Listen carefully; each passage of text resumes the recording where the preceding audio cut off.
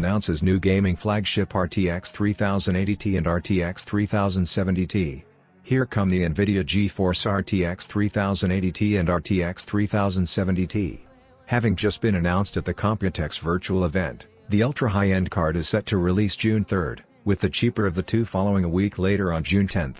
Whether we'll be able to nab one on those days is another matter entirely, as there's sure to be a rush. That's thanks to the raw power Nvidia is promising with these cards, with the RTX 3080 Ti basically looking like an RTX 3090, but emitting a significant chunk of onboard memory, and at a cheaper price point. So that's 12GB of GDDR6X memory starting at $1,199 for the Founders Edition. The RTX 3070 Ti gets much the same treatment. It's going to be bolstered by faster GDDR6X memory, as the original non-Ti variant had to make do with GDDR6 VRAM, although still 8GB of the stuff. It will start out at $599. We'd heard rumors the cards would be coming out a week apart from one another, and that's ended up the case. Nice of them to give us some time to write up reviews. So if you want the full scoop on performance, check back soon. Both the RTX 3080 Ti and RTX 3070 Ti will available in custom cooler flare from day one, including factory overclocked models. Nvidia lists its Founders Edition cards, such as the one pictured above, as limited edition, so get one while you can. You'll want to keep an eye on sale availability if you want to stand a chance of buying either of these two graphics cards at launch.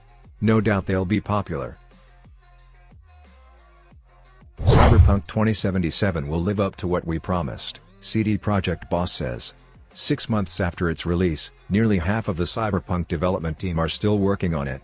CD Projekt President and Joint CEO Adam Kicinski repeated his recent recommitment to Cyberpunk 2077 during the company's first quarter financial results today, saying that a significant portion of the development team continues to work on it, even as the studio itself prepares to move to a parallel development system in 2022. "We intend to live up to what we promised our gamers in January," Kicinski said. While we already see major improvements, a large part of the team continues to work on making sure that Cyberpunk provides even better entertainment to gamers. The remark reflects comments Kicinski made in April, when he said that the studio wasn't giving thought to washing its hands of Cyberpunk 2077. "We are convinced that we can bring the game to such a state that we can be proud of it and therefore successfully sell it for years to come," he said at the time. In a Q&A session with investors, Kicinski said that nearly half of the Cyberpunk development team is still working on either the currently available versions or the upcoming next-gen editions, while smaller teams have moved to pre-production on unannounced projects.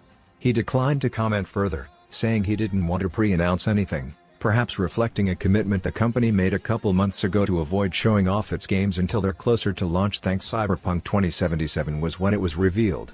"But definitely, there are teams preparing for future unannounced projects," he said. "It will likely be quite a while yet before we get a look at those projects," as Kicinski also reiterated that its transformation to parallel development won't happen until at least 2022. "There are teams, smaller teams, in transformation, preparing to work on such content," he said.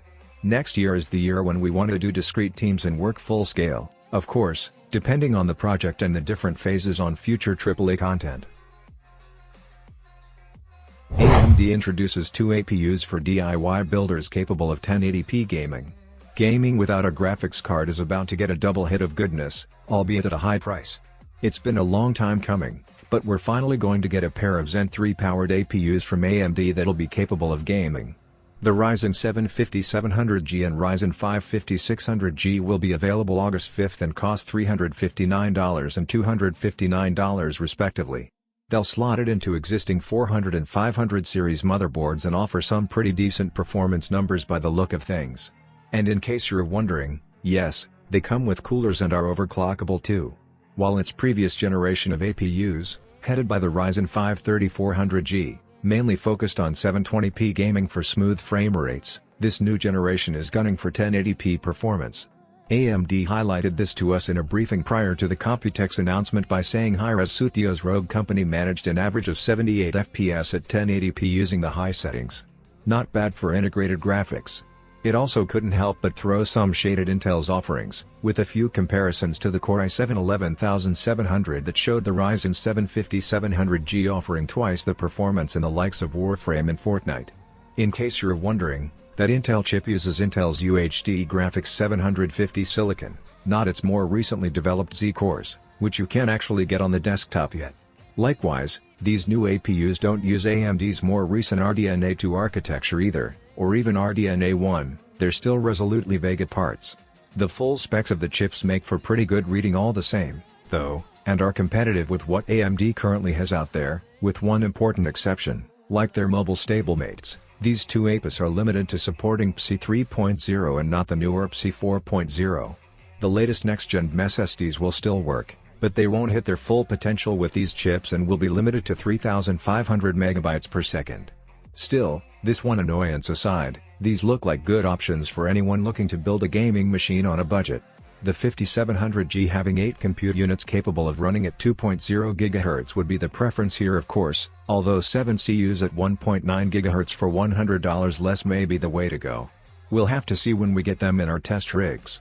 AMD actually announced these chips back in April, but at the time they were only available to OEMs. There was a third chip back then, the Ryzen 5 5300G, a 4-core, 8-thread APU with 6 CUs, but that appears to have been cut. That's a shame, as that would have been the more affordable option. August 5th suddenly feels like a long way off.